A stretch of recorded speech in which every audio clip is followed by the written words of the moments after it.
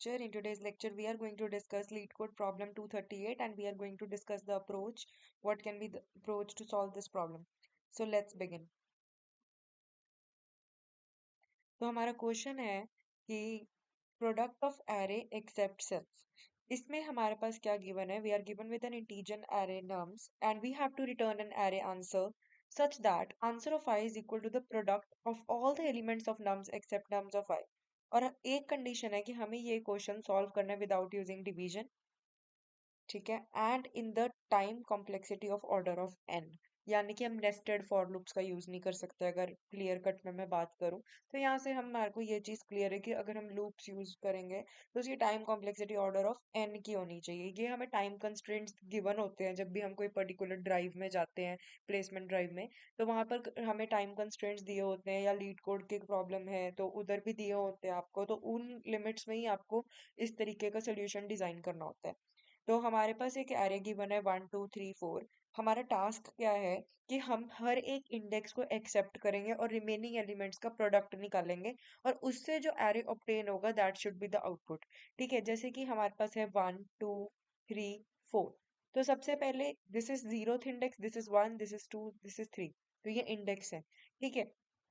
तो जैसे मैं 1 को एक्सेप्ट करूंगी तो 1 को अगर मैंने एक्सेप्ट किया, रिमेनिंग एलिमेंट्स क्या है? 2 × 3 × 4, that is 24। Similarly in the next step मैं क्या करूंगी? मैं 2 को एक्सेप्ट कर दूंगी, तो रिमेनिंग एलिमेंट्स क्या है? 1 3 4। तो इसका प्रोडक्ट करेंगे। Then in the next step हम क्या करेंगे? हम 3 को एक्सेप्ट करेंगे एंड रिमेनिंग एलिमेंट्स क्या है? 1 × 2 × 4, that is 8। And in the next we are going to we are going to neglect 4 and remaining elements है 1 × 2 × 3, दैट इज 6। अब इनका जो आउटपुट एरे आएगा that should be the output, ठीक है। So let's see the concept which we are going to make use of in this question. तो पहले हम क्वेश्चन समझते हैं कि अप्रोच क्या रहेगी इसको सॉल्व करने के लिए, और फिर हम नेक्स्ट वीडियो में इसका कोड देखेंगे। तो कंसेप्ट हम क्या करेंगे? We can find the product of all elements except the current by using a prefix product array and a suffix product array. तो इसमें मैं कुछ ना हम एक ऐसा कंसेप्ट करेंगे जिसमें हमारे पास एक फॉर लूप होगी जो प्रीफिक्स प्रोडक्ट एरे कैलकुलेट करेगी, और नेक्स्ट स्टेप में जब हमारा पास वन कंप्लीट हो जाएगा फिर हम सफिक्स प्रोडक्ट एरे के लिए एक फॉर लूप यूज करेंगे। मतलब कि दो फॉर लूप्स इंडिविजुअली बनानी पड़ेंगी। एक का काम क्या होगा? प्रीफिक्स प्रोडक्ट एरे कैलकुलेट करना, दूसरे का काम क्या होगा? सफिक्स प्रोडक्ट एरे कैलकुलेट करना। तो कुछ इस तरीके की अप्रोच हम यूज करेंगे। और फिर लास्ट में क्या करेंगे हम? We will multiply the prefix I and suffix I for each position. हर एक पोजीशन के लिए हम इन दोनों को मल्टीप्लाई कर देंगे। तो अगर मैं सिंपल स्टेप्स में कहूँ, ये एल्गोरिदम है इस क्वेश्चन को सॉल्व करने का। अब मैं आपको बता देती हूँ कि प्रीफिक्स प्रोडक्ट एरे का मतलब क्या है। Product of all the elements before the current index. जैसे कि अगर 1 2 3 4 मेरे पास ये एलिमेंट्स हैं, ठीक है, और मैं मान लेती हूँ अभी के लिए कि मेरा करंट इंडेक्स लेट्स से 2 पे है।